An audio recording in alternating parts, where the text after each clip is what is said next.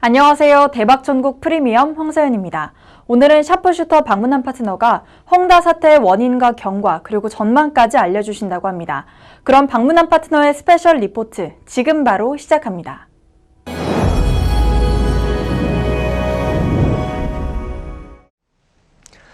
시청자 여러분, 행복한 추석 되셨습니까? 이번 추석 연휴를 우울하게 만든 헝다 이야기를 하지 않을 수가 없습니다. 이 시장에서는 중국 GDP 규모의 2%에 달하는 헝다의 부채 규모로 볼 때 이게 만약 불규칙한 파산이 전개될 경우에 지난 2007년 금융위기를 촉발시켰던 리만 브러더스의 파산처럼 전개될 수도 있다. 이런 두려움을 갖기 시작했습니다. 굳이 불규칙한 파산이 아니더라도, 그러니까 중국 금융당국이 헝다 문제를 잘 처리한다고 해도 중국 GDP 성장률을 최소한 0.3%포인트는 끌어내릴 수 있다는 것이 중론입니다. 오늘은 헝다의 위기가 왜 생겼는지 그 원인과 경과 그리고 전망까지 고민해보는 시간을 가져보겠습니다. 우선 원인부터 좀 살펴보죠. 이 부동산 개발 업체들의 위기가 이 시장에 본격적으로 드러나기 시작한 것이 지난 2월이었어요. 화샤싱푸라는 회사가 채무에 대해서 디폴트를 선언하면서부터였죠. 이어서 지난 6월에는 헝다그룹이 과도한 부채에 따른 유동성 악화로 인해서 두 개 신용평가사에서 신용 등급을 강등하기 시작했죠. 하지만 이렇게 잘 알려진 부동산 개발 업체에게만 문제가 생긴 것은 아니었어요. 올해 1분기에만 중국 회사채의 디폴트 규모가 150억 달러 정도 됐거든요. 이 중에서 대략 3분의 1 정도가 부동산 개발 기업의 채권이었다라는 점에 주목하실 필요가 있습니다.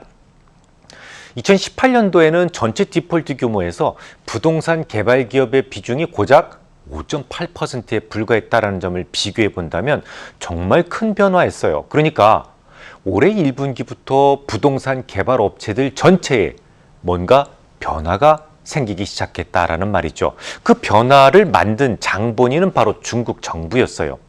이미 지난 방송을 통해서 시진핑은 영구 집권을 위해서 이 극심하게 벌어진 빈부의 격차를 줄여야 된다라는 말씀을 제가 드린 적이 있었죠. 이 중국은 그동안 선부론에 너무 치중한 나머지 빈부 격차가 크게 벌어지고 말았어요.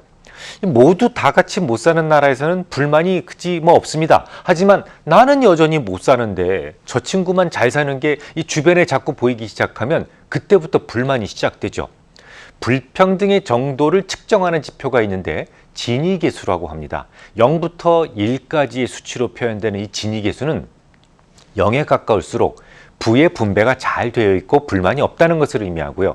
1에 근접할수록 불평등이 심하고 불만이 고조되고 있다라고 보면 됩니다. 근데 일반적으로 지니계수가 0.4를 기준으로 해요. 이거보다 넘어서게 되면 이제 서서히 사회적 불안이 시작된다라고 보시면 되고 0.5를 넘어서는 순간 그 사회는 부의 불평등으로 인한 피로도가 너무 높아서 폭동과 같은 극단적 사회 갈등이 초래될 수도 있다라고 보거든요. 그런데 중국은 지니계수가 이미 0.6마저도 넘어섰다라는 민간 연구기관의 조사 결과가 있습니다라는 그런 말씀을 지난 29일, 7월 29일 방송에서도 말씀드린 바 있습니다. 이 불평등이 심해지면요, 사회적 스트레스가 커지게 됩니다. 그 중에서 가장 큰 골칫거리는 치솟아 오르는 집값이었어요. 우리나라도 비슷하죠. 요즘 정치권에서는 이 청년층의 표심이 매우 중요하죠. 이 집값이 치솟아 오르기 시작하면서 중국에서는 이른바 탕핑종이라는 이 신조어가 나올 정도였으니까요. 탕핑이라는 말은 평평하게 누워있기라는 말인데요. 우리나라로 따지면 N4 세대를 의미합니다. 이 천정부지로 치솟는 집값에다가 물가 상승으로 인해서 생활 비용의 압박을 받고 있죠. 그래서 주택 구매는 물론이고 결혼도 안 하겠다, 나 꿈도 없다, 희망마저 포기한 이런 청년 세대를 지칭하는 말이 바로 N4 세대예요. 한마디로 의욕을 잃어버려서 아무것도 하지 못하고 망연자실한 세대를 의미하죠. 그러니까 중국 정부는 결국 타오르는 집값을 잡지 못하면 3기 집권을 원활하게 할 수 없다는 생각을 했을 겁니다. 또한 그 집값을 잡기 위해서 부동산 업체에 줄이를 틀어야 된다라는 생각을 하게 된 것 같아요. 만약 중국 지도부에서 그런 생각을 했다면 실행에 옮기는 것은 비교적 간단하죠. 이 중국의 은행들은 자본시장에서 발전된 형태의 그런 일반적인 은행과는 성격이 전혀 다르기 때문입니다. 이 중국의 은행들은 국민들로부터 거의 이자를 지급하지 않는 엄청난 자금을 모을 수 있었죠. 이들은 정부에서 원하는 기업에만 아주 낮은 금리로 빌려줘 왔습니다. 그러니까 거의 공연이나 다름이 없어요. 중국 정부는 은행들을 마음대로 조정할 수 있기 때문에 어느 하나의 회사는 물론이고 업황 전체를 붐업시킬 수도 있고 요절낼 수도 있다는 말이죠.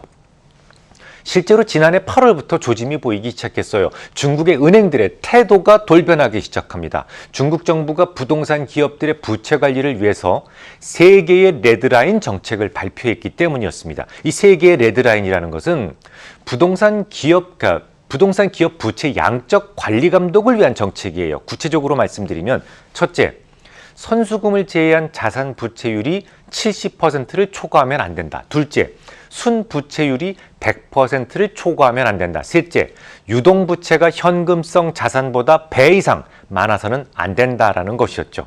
이 3가지를 기준으로 부동산 기업들을 레드, 오렌지, 옐로우, 그린 이렇게 4개의 등급으로 나누고 집중적인 관리를 시작했어요. 하지만 이것만으로는 부동산으로 집중되는 자금을 차단하기 어려웠는데요. 제가 좀 전에 올 1분기부터 부동산 개발업체들의 부도가 갑자기 많아지기 시작했어요 라는 말씀 드렸었죠.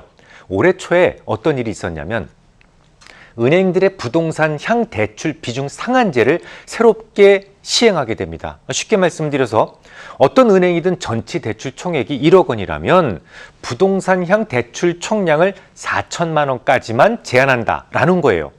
아예 부동산으로 들어가는 자금을 직접 차단하기 시작한 것이죠. 우리나라 같은 경우에는 법이 만들어지면 이렇게 여러 가지 절차를 거쳐서 몇 년 동안 이후에 시작한다 이런 개념이 있는데 중국은 그냥 그날부터 시행하면 그냥 시행이 되는 겁니다. 이때부터 갑자기 부동산 업체들은 자금줄이 막히기 시작했어요. 무슨 경고가 없었으니까 스스로 살아남기 위한 자구책을 강구하기 시작합니다.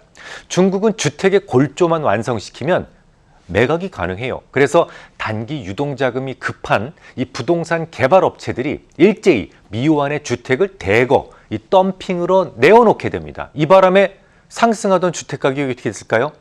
오히려 폭락하기 시작했던 곳도 생기기 시작을 했어요. 이 부동산이라는 거는요, 폭등하는 것도 안 좋지만 폭락은 더더욱 심각한 문제를 만들 수 있습니다. 우리가 지난 금융위기 때 충분히 경험해 보셨죠. 은행이 부실해지는 이른바 시스템 리스크의 원인을 만들 수 있거든요. 간단하게 예를 들어 드려볼까요? 은행이 1억 원짜리 주택을 담보로 잡고 8천만 원을 내줬다고 해보죠. 그런데 그 주택 가격이 그보다 아래로 하락하게 되면요, 은행은 부실해지는 겁니다. 곧장 금융 시스템이 타격을 받을 수 있어요. 은행이라는 업종은 자기 자본 비율이 매우 낮은 산업에 속합니다. 그래서 주택 가격이 담보가치 아래로 하나둘 하락하게 되면 우리가 생각했던 것보다 더 빠르게 은행의 대차 대조표가 악화될 수 있어요. 과거 일본의 잃어버린 30년도 결국 주택가격 폭락으로 인해 생긴 금융 시스템이 마비되면서 생겼던 부작용이었으니까요. 실제로 후이저우, 선양, 쿤밍, 꾸이린, 탕산 이런 지역에서는 주택가격이 너무나 하락하기 시작을 했고 이들 도시에서는 주택가격 인하 제한령이 선포되기에 이르렀습니다. 예를 들어서 웨이양시 같은 경우에는 주택 판매 실제 거래 가격은 등기 가격의 85% 이상이라야 된다라고 명시를 해버려요. 그러니까 1억 원으로 등기된 주택의 실거래 가격이 8,500만 원 아래로 내려가서는 안 된다라는 겁니다. 아무튼 중국 정부는 이번 정책을 통해서 이 치솟아 오르는 주택 가격을 단기적으로 잡을 수는 있었던 것 같습니다. 하지만 이런 통제 경제에서는 풍선 효과가 반드시 생기기 마련인데요. 어느 한쪽을 과도하게 이렇게 억누르게 되면 이 튀어나가는 쪽이 있거든요. 바로 부동산 개발업체의 줄부도를 피할 수 없었다라는 점이 부작용으로 드러나게 되었죠. 이 정부가 부동산 업체들에게 유입되는 자본의 총량을 제한하기 시작하면서 부동산 개발 업체들은 이 채권이 돌아올 때 이른바 리파이낸싱의 어려움을 겪기 시작을 합니다. 그러니까 아무리 신용도가 좋은 회사라고 하더라도 이미 은행들이 대출 한도인 40%를 꽉 채워버렸다면 세상 없어도 자금을 구할 수가 없게 된 겁니다. 그러다 보니까 올해 초부터 부동산 개발업체들의 부도가 빠르게 증가하기 시작을 했고 지난 9월 초까지 총 274개의 회사에서 부도가 발생을 하게 돼요. 그러니까 뭐 굳이 헝다가 아니더라도 거의 하루에 한 개꼴로 부동산 개발업체가 파산한 셈이죠. 자, 그렇다면 당장 궁금한 점이 하나 생깁니다. 이미 하루에 하나꼴로 부도가 나고 있었고 올해 6월부터 헝다의 신용등급도 낮아지기 시작했다면서 그러면 왜 굳이 이번 추석 때 헝다그룹의 부도설이 더욱 불거졌니? 이런 부분이 궁금하실 겁니다. 바로 후시진 때문입니다. 후시딘 아니고 후시진입니다. 헝다 부도설이 올 여름 내내 있긴 했어요. 하지만 지금까지는 워낙 큰 회사다 보니까 대마불사에 대한 믿음이 있었거든요. 중국 정부가 헝다를 결코 놓지 않을 것이다. 뭐 이런 믿음 같은 거 말입니다. 하지만 대마도 죽을 수 있다는 것을 중국 관영 매체 총편집인인 후시진이 직접 거론하면서 상황이 급변하게 된 거예요. 이 후시진 편집장은 명찰만 언론인입니다. 아시다시피 정부의 생각을 대변해주는 인물이죠. 즉, 그의 발언은 그의 생각이 아니라 중국 정부의 생각인 셈이죠. 그는 지난 17일, 그러니까 추석 연휴가 막 시작하기 직전에 자신의 웨이보 계정에 헝다 관련 게시물을 올리게 됩니다. 이렇게요. 기업은 반드시 시장 방식의 자구 능력을 갖춰야 된다. 부동산 개발업체 헝다에게 대마불사의 요행을 바래서는 안 된다. 헝다그룹은 맹목적인 확장과 금융조작, 과도한 레버리지를 사용함으로써 심각한 경영상의 문제점을 만들었다. 규모가 커질수록 부채 비율이 높아지고 취약성도 커졌으며 마치 쌓아올린 계란처럼 위험한 상황이 조성되고 말았다. 국가는 기업의 어려운 문제를 내지 않고 일부러 기업을 공경에 빠뜨리지는 않는다. 국가가 해당 분야에 대한 규범적 조정 작업을 해야 할 때 일부 기업의 상황이 심각하다 해서 그 기업을 위해 타협하거나 보호하지는 않는다라고 말이죠. 이 말은 대마불사에 대한 시장의 믿음을 한 방에 부숴버리게 되었고 그날부터 믿거니 했던 헝다의 파산 위기감이 현실이 되기 시작했던 겁니다. 자, 그럼 어떻게 될까요? 중국은 헝다의 파산을 방치하고 결국 부도가 나게 될까요? 또 만약에 정부가 헝다의 파산을 방치한다면 정말 과거 리만 브러더스와 같은 엄청난 후폭풍이 증시에 휘몰아치게 될까요? 후시진이 그렇게 발언했으니까 파산을 방치할 수는 있을 것 같습니다. 적어도 헝다에게 자금을 중국 정부가 직접적으로 지원하지는 않을 거라고 생각해요. 대마불사의 전례를 남기는 것은 중국 정부에게도 그다지 바람직스럽지는 않으니까요. 아무튼 일단 헝다는 이런 잔챙이들과는 규모가 엄청 다릅니다. 일반적인 부동산 개발뿐이 아니에요.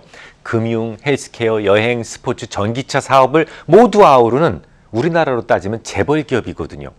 헝다의 그 쉬 회장은 2017년도만 하더라도 포브스 중국 부호 순위에서 1위를 차지한 바 있습니다. 미국 경제 매체 포춘이 선정하는 500대 글로벌 대기업 명단에 6년 연속 이름을 올렸고요. 올해는 122위에 선정되기도 했을 정도로 이게 덩치가 엄청 큰 회사예요. 그만큼 부채 규모도 엄청난데요. 작년 말 기준으로 헝다의 총 부채는 1조 9,500억 위안, 우리 돈으로 350조 원이나 됩니다.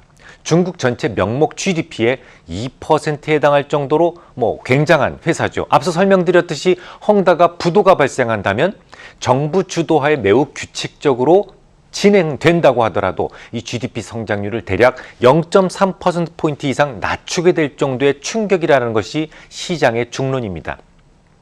헝다그룹은 당장 목요일 밤 23일까지 채권에 대한 이자 8,350만 달러를 지급하지 못하면 부도가 발생합니다. 헝다 측에서는 일단 일부 부채에 대한 이자가 지급될 것이다 라면서 시장을 안심시키기는 했습니다만 목요일 밤만 잘 넘긴다고 해서 끝나는 게 아니에요. 올해 지급해야 될 이자만 약 6억 6,900만 달러에 달합니다. 이 중에서 하나만 부도가 난다고 하더라도 3천억 달러의 채무가 기한의 이익을 상실하게 됩니다. 설령 목요일 밤을 잘 넘긴다고 하더라도 올해 내내 헝다의 위기는 시장을 흔들 수 있는 아픈 상처가 될 수 있단 말이죠. 하지만 말입니다.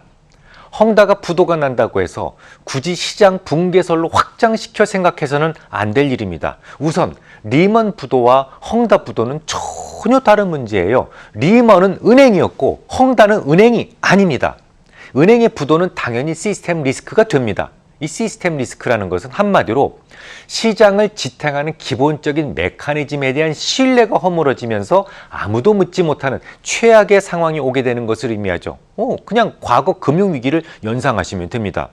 그래서 이번 바이러스 위기 때도 은행들이 부실해지지 않도록 연준이 무제한의 개입을 시작했던 것 아시지 않습니까? 하지만 헝다는 시스템 리스크와는 거리가 먼 개인 기업의 문제입니다.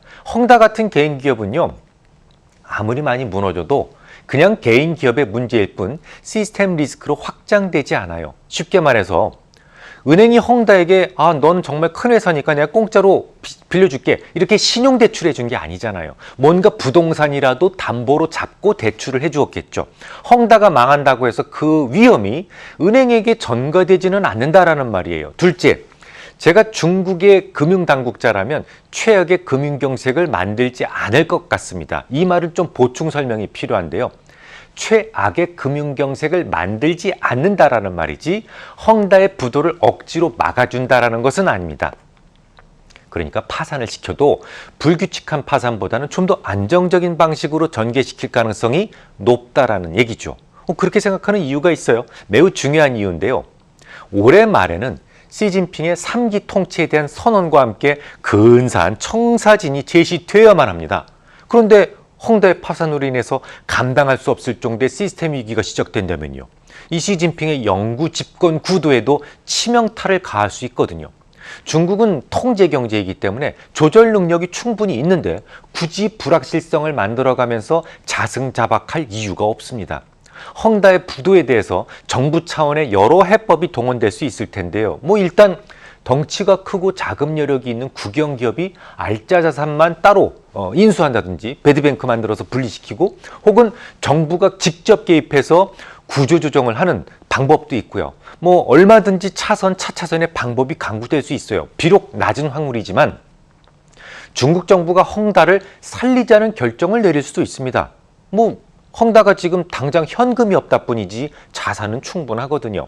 능력이 되는 지방정부가 헝다의 부동산을 구매하는 방안을 통해 구제시킬 수도 있어요. 무엇보다도 헝다 문제는 시장이 대부분 인지하고 있던 사실입니다. 물론 지난주에 후시진에 의해서 불규칙한 부도에 대한 우려가 갑자기 불거지기는 했지만 이미 작년 8월 이후 중국은 부동산 개발에 대해서 옥죄기 시작을 했고 올 6월부터는 헝다의 부도설이 시장에서 이미 돌기 시작했고 신용등급을 낮추기 시작을 했어요.